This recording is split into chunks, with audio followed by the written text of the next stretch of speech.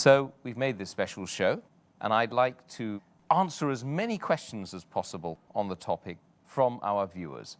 Hundreds and hundreds of emails, as usual, and, you know, it never changes, does it? Alhamdulillah. Alhamdulillah.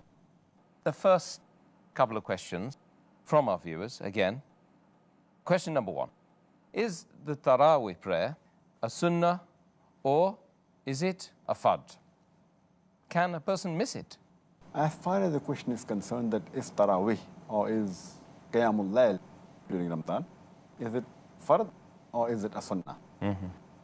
As we discussed earlier, our beloved Prophet ﷺ said, it's mentioned in Sahih Bukhari, volume number 3, in the book of Taraweeh, hadith number 2012, and it gives how Muhammad ﷺ offered in the mosque Qiyamul Layl during Ramadan, and people joined him.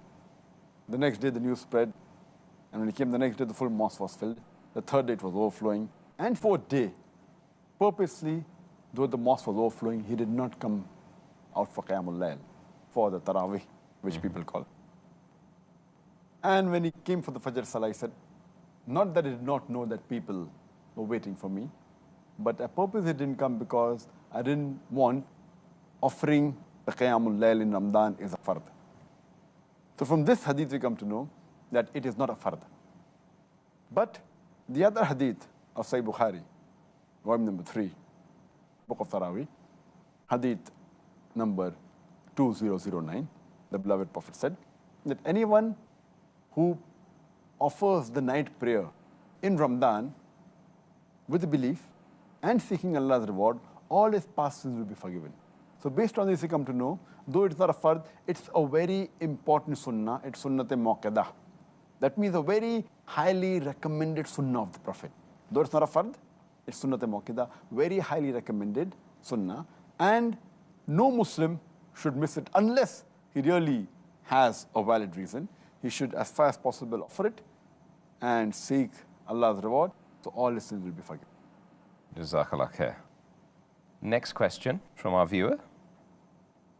Many imams recite the Quran in a very fast way during the Taraweeh or Qiyamul Layl. They also perform ruku and sujood in a fast manner, which makes it difficult for the followers to supplicate properly. Is it allowed to pray in this manner? It is very common that many of the mosques, because they want to finish the full Quran in the month of Ramadan, in Taraweeh, and they want to make it as short as possible so people finish it. They do recite very fast, and very often you see that they go in the ruku and sujood very fast. And many a time, once I was in one of the mosques, and when the Imam went in the sujood, I went after him. He got up again, went again. I was yet in my full sujood and he was doing a second sujood. Allahu Akbar. So is it right or is it wrong? It's mentioned in Sahih Bukhari, in number 1, in the book of Salah, hadith number 757, that once the Prophet enters the mosque, and there is another man who follows him. He offers the Salah. And after offering Salah, that man, he wishes the Prophet, Assalamu alaikum. The Prophet greets back and says that go back and pray because you have not prayed. The man goes back and he comes back to the Prophet. The Prophet says, go back and pray, you have not prayed. Again, the person goes for the third time. He prays and he comes back. The Prophet again says, go back and pray, for you have not prayed, for the third time. So the man says, I cannot pray better than this. Oh Prophet, please teach me how to pray. So then the Prophet says that after saying the takbir, you recite while standing in the qiyam as much of the Quran that you know by heart, whatever the Quran you know by heart you recite. Then you bow down, go in your ruku, until you're at ease. And then say, glory be to Allah, subhanahu bin Nazim. Then stand up straight until you're at ease. Then go in sujood with calmness until you're at ease. And then say, subhanahu bin Allah, glory be to Allah who is the Most High, thrice. Then get up again until you're at ease. And then continue your prayer like that. That means all, especially your ruku and your sujood, And when you get up from your ruku, and in between the sujood, you should be at ease. You can't go up and down fast. If you do that, it is as though your prayer has not been accepted, as though you have not prayed. So if you pray in this fast manner, Taraweeh, where ruku, sujood, and fast, it is as though you have not prayed. So it is best that you pray slowly, with calmness.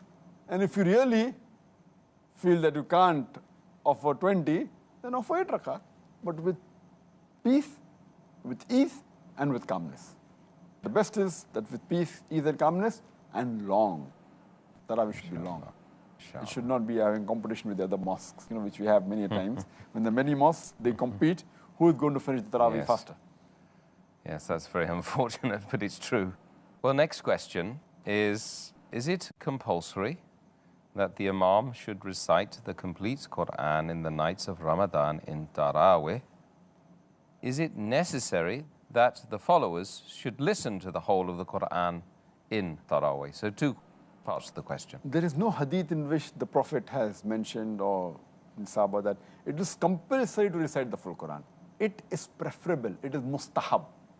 It's better because, if you recite as much as the Quran in the month of Ramadan, it's good for you. So many people may not be reciting at home. So at least during the Qiyamul Layl in Ramadan, the people at least listen to the Quran. So it's preferable. It's not a fard.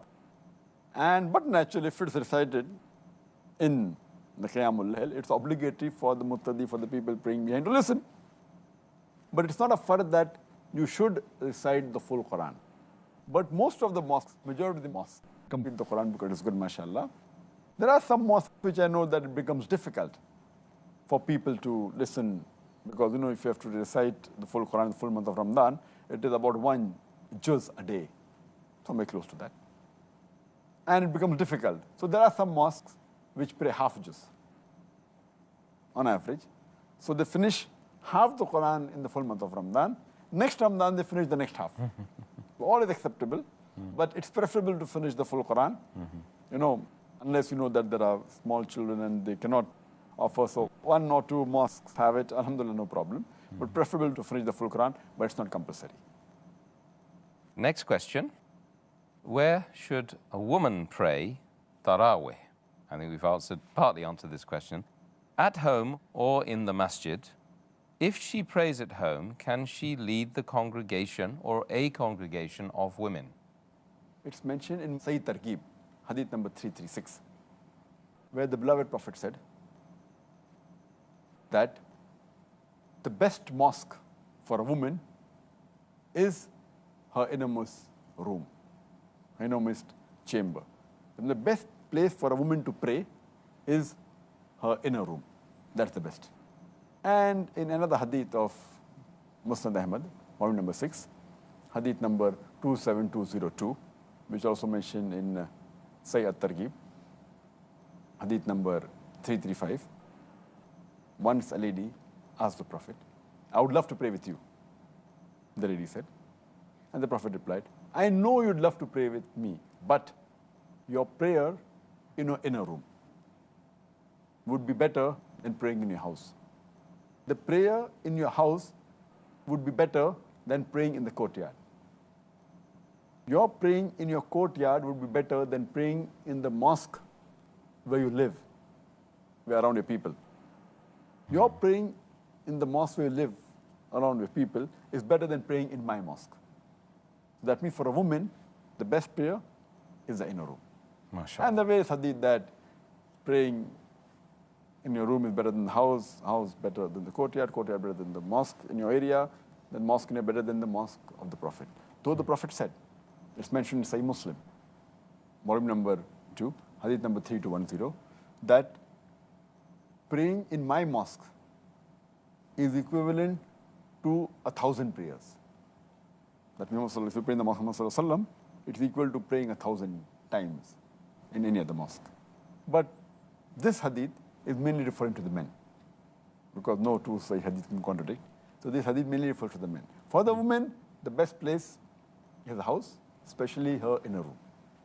And there's a hadith in Sunan Abu Dawud, volume number 1, book of Salah, hadith number 591. Warqa, may Allah be pleased with her. Ameen. she comes to the Prophet and says that, I would like to have a muaddin in my house. And the Prophet gave her permission. The next hadith, Sunan Abu Dawud, volume number 1, Book of Salah, hadith number 592. It says that Muhammad Sallallahu Alaihi Wasallam, he went to a house after appointing the muaddin, and he asked her to lead the prayer in congregation, and the women in the house, they joined her. And the narrator says that he saw the muaddin, he was an old person. It's further mentioned in a Sahih hadith of Bayhaqi, hadith number 1922. Hazrat Aisha, may Allah be pleased with her, who's the wife of the Prophet, she says that she led the congregation of the women. She was the imam, but she stood in the middle of the row. And another hadith in Musannaf ibn Abi Shayba, hadith number 4953, say Salma, who was also the wife of the Prophet, may Allah be pleased with her, even she said that she was the imam of a congregation of women, and she was standing in the center of the first row. So here it indicates that the women, they can pray, but it is better for them to pray in the inner room, better than going in the mosque. But they are permitted to go in the mosque, as we discussed earlier yesterday, that praying in the mosque is permitted, but for them, the inner room is better than the house is better than the courtyard better than the mosque close to them, than the mosque of the Prophet. But they can pray, they can go to the mosque. If they pray at home, they can have a congregation. There's no problem at all. And a woman can lead the congregation according to the various hadith I mentioned. With women? Yes. Yeah. Next question, Dr. Zakir. Is it okay for a person who's following an imam in a congregational salah to hold a Quran in front of him whilst the imam's reciting? As far as holding the Quran for a muqtadi, while offering Qiyamul Layl in Ramadan, and we do see that sometimes people hold, when we see the live telecast of the Qiyamul Layl in Ramadan, from the haram we find some people holding the Mus'haf, the copy of the Quran. Is it allowed? When we realize that if a person holds the Mus'haf, the copy of the Quran, he is unable to follow that keep his right hand over his left hand, which is a requirement for Salah. He can't put his right hand over the left hand, so he's not following one of the requirements of Salah. Furthermore, it will be a distraction for him to turn the page over. You know, if the Imam keeps on reciting for him to turn, it's a distraction. Furthermore, it will also prevent him from looking at the place of sujood. Normally your eyes should be looking at the place of sujood, that's what the hadith says. So if they're looking at the Mus'haf, they cannot look there. And it will prevent them from various other actions of ruku, it will be uncomfortable, sujood uncomfortable. So it is not advisable for a person to hold the Mus'haf and, while the Imam is reciting. He should just listen to the Quran, what he knows by heart. Alhamdulillah, what he doesn't know, he should pay attention and try and listen. As the Quran says that whenever you hear the Quran, then pay attention to it and listen to it. So that's what he should do. It's not advisable to hold the Mus'haf. Okay, that's well answered. Thank you very much. Totally agree with you on that one. Alhamdulillah. Another question for you, Dr. Zakir. The viewer says, I pray Taraweeh in the mosque behind the Imam, but I want to pray more rak'ah in Tahajjud. Should I avoid witr behind the Imam, or should I pray the witr behind the Imam and later repeat my witr? As far as the practice and the saying of Muhammad Sallallahu Alaihi Wasallam is concerned, our beloved Prophet said, it's mentioned in Sunan Abu Dawud, volume number 1, Book of Salah, hadith number 1370. The beloved Prophet, he said that when the people asked him to stay longer and pray more, so he said that a person who prays with the Imam till he ends, it is as though he has prayed for the full night. And the other hadith of Sahih Bukhari, volume number 1, in the Book of Salah, hadith number 472, which says that when the person asks the Prophet about Qiyamul Layl, the Prophet said that you have to pray 2 rakat, followed by 2 rakat, then 2 rakat, then 2 rakat. And when you fear dawn coming, then pray 1 rakat. And the other hadith says that you can pray as much as you wish. So based on these 2 hadith, the best a person can have 2 options. One is that he has to pray till the end of the Imam. He can't come away from the Salah and not offer witr. because then he will not be, as the Prophet said, he would not be like a person who's prayed till the end along with the Imam.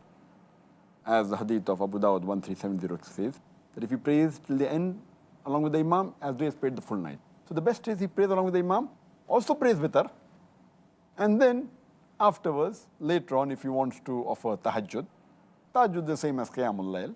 Tahajjud means waking up again. So he goes home, he sleeps, and he wakes up again. He can again pray, but he should not offer witr, because there's no two witr. There's only one witr. Or the other option is that he prays along with the Imam, and when the Imam, in the last rakah of witr, when he ends his salah, this person should get up and pray one more rakat. So when he prays one more rakat, it doesn't become witr.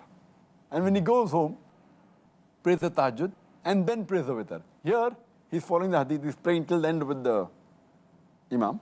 So he gets the thawab of praying for the full night. And then he goes home, and he prays. And the witr is normally the last prayer is preferable.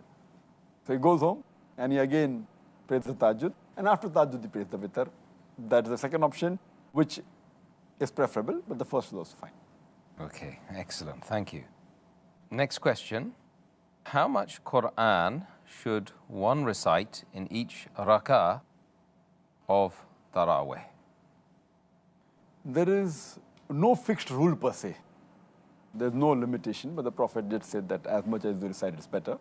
We have in the hadith of Mustadrak al-Hakim, hadith number 1160, that the beloved Prophet, he said that anyone who recites 100 verses, he will be counted among those who are obedient. The next hadith of Mustadrak al-Hakim, hadith number 1161, that anyone who recites 100 verses,